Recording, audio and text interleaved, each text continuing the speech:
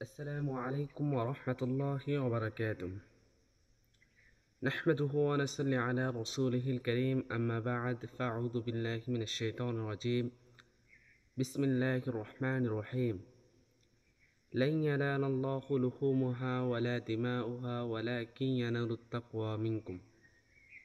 আজকে আমরা যে বিষয়ে কথা বলবো, যে বিষয়ে আলোচনা করব, তা হলো কোরবানি। কোরবানি নিয়ে আমাদের সমাজে কিছু ভুলভ্রান্তি আছে এবং কিছু কুসংস্কার আছে। আজকে এই বিষয়ে আলোচনা করব ইনশাআল্লাহ। তো প্রথমে আমরা যদি কোরবানির নিয়তের দিকে যদি তাকাই, আমরা অনেকজনে নিয়ত করি এভাবে।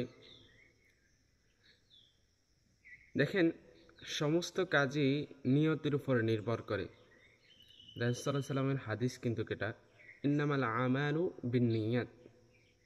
আমার সমস্ত কাজ আপনার নিয়তের উপরে নির্ভরশীল, আপনার নিয়তের উপরে ডিপেন্ড করবে। আপনার কাজটা কি, আপনি কাজটা কি করবেন, আপনার নিয়তের উপরে সব কিছু নির্ভরশীল। এখন দেখেন, আমাদের সমাজে যারা কোরবানি করি আমরা, বিশেষ করে যারা কোরবানি দেয়, তারা কেউ যদি জিজ্ঞাসা করে, ভাই কোরবানি কার নামে, তখন বলে আমার নামে, হ্যাঁ আমার বাবার নামে, আমার মায়ের নামে, এভাবে বলে। দেখুন, কোরবানি হবে একমাত্র আল্লাহর নামে। কোরবানি আল্লাহর নামে হবে।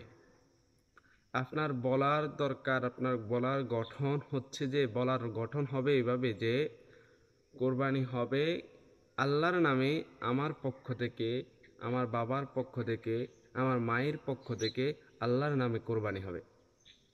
কিন্তু দেখেন, আমরা এখন বর্তমানে আমরা যেভাবে বলি যে কোরবানি আমার নামে হবে, আমার বাবার নামে হবে। আপনার নামে কি গরুটা জবাই করলে হালাল হবে? আপনার বাবার নামে গরু জবাই করতে হবে শুধু একমাত্র আল্লাহর নামে। সবসময় নিয়ত রাখতে হবে যে, আমার পক্ষ থেকে, আমার বাবার পক্ষ থেকে, আমার মায়ের পক্ষ থেকে আল্লাহর নামে কোরবানি। তো এটা হলো সর্বপ্রথম যে নিয়তটা। অনেক সময় দেখা যায় আমাদের সমাজে, আমরা যখন হুজুররা গরু জবাই করতে আসে বা গরু জবাই করে, তখন মানুষ একটা লম্বা নামের একটা লিস্ট ধরাইয়া দেয় যে ওনার নামে কোরবানি। আমি চট্টগ্রাম থাকতে যারা মাজারপন্থী, যারা মাজার পূজারী, তাদের প্রতি বছর একটা ওরস হয়। তখন ওই ওরসের মধ্যে ওরা মহিষ জবাই করে বা গরু জবাই করে। ওই মহিষ জবাই এবং গরু জবাই করে কার নামে? খাজা বাবার নামে, দয়াল বাবার নামে। তাদের নিয়তটা হচ্ছে কি, খাজা বাবার নামে জবাই করা। তা আমার মনে হয় কোনো বিবেকবান মুসলমান তাদের ওই গোশত খেতে পারে না। কারণ যদি আল্লাহর নাম ব্যতীত অন্য কারো নামে গরু জবাই করা হয়, মহিষ জবাই করা হয়, দুম্বা জবাই করা হয়, ছাগল জবাই করা হয়, তখন ওই জবাইটা হালাল হয় না, বরং ওই গোশতটা আমাদের জন্য খাওয়া জায়েজ হবে না। তো এইভাবে দেখেন, এটা হচ্ছে সর্বপ্রথম যে আমাদের নিয়তটাকে এইভাবে সহি করা। দ্বিতীয়ত বিষয় হচ্ছে যে, আমরা মনে করি কি, কোরবানিটা আমরা গোশত খাওয়ার জন্য দিই। দেখেন, আল্লাহ বলতেছে, লাইয়ানা আল্লাহু লুহুমুহা ওয়ালা দিমাউহা ওয়ালাকিন তাকওয়া মিনকুম। তোমাদের গোশত, তোমাদের রক্ত কিছুই তার কাছে পৌঁছে না, মানে আল্লাহর কাছে কিছুই পৌঁছে না। কি পৌঁছে দেয়? আমাদের তাকওয়া, আমাদের যে তাকওয়া, ওই তাকওয়াটা আল্লাহর কাছে পৌঁছায়। দেখেন, অন্য নবীদের আমলে যখন কোরবানি হতো, তখন কি মানুষে কোরবানি দিয়ে একটা খালি মাঠের মধ্যে নিয়ে রেখে আসতো। যার কোরবানিটা কবুল হতো, আসমান থেকে এসে ওটা পুড়ে ফেলতো। ওরা নিজেরা খেতে পারতো না, কারণ এই কোরবানিটা আল্লাহর নামে দেওয়া হয়েছে। তো আমাদের জন্য তো আল্লাহ সুযোগ করে দিয়েছে, কার কোরবানি কবুল হচ্ছে না হচ্ছে ওটা আল্লাহই ভালো জানে, কিন্তু আল্লাহ তাৎক্ষণিক কাউকে অপমানিত অপদস্থিত করতেছেন না। তো এটা তো আমাদের জন্য অনেক ভালো, সাথে আমরা গোস্ত খাইতেছি, এটা আরও একটা বড় নেয়ামত। একটা বিষয় হচ্ছে যে আমরা কোরবানি কাদের সাথে দিব, যার টাকা হালাল আমরা তাদের সাথে কোরবানি দিব।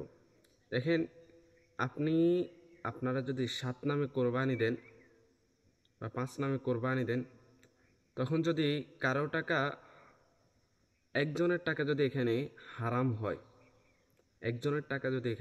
হয়, তাহলে 7 জনের কোরবানি আর 6 জনের কোরবানি সাথে আর 5 জনের কোরবানি, সকলের কোরবানি বাতিল হয়ে যাবে। কোরবানি কারো কোরবানি হবে না, কারো টাকা যদি হারামের টাকা হয়।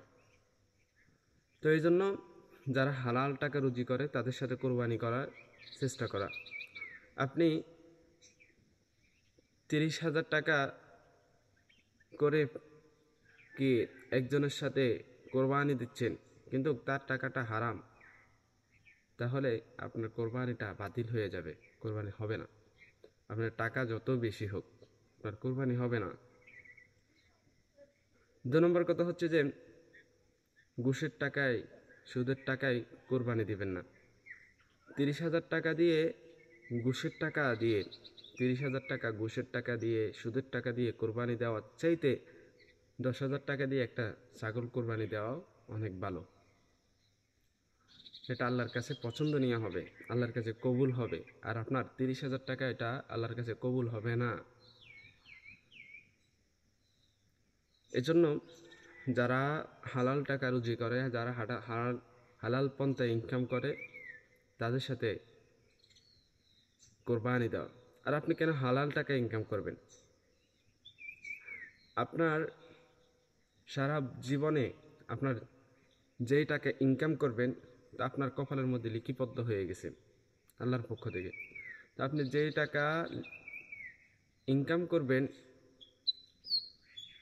ওটা আপনার জন্য লিপিবদ্ধ হয়ে গেছে। আপনি সারা জীবনে আপনি 1 কোটি টাকা ইনকাম করবেন, তো 1 কোটি টাকা আপনি যদি টেবিলের উপর দিয়েও নেন, ওই 1 কোটি ইনকাম করবেন।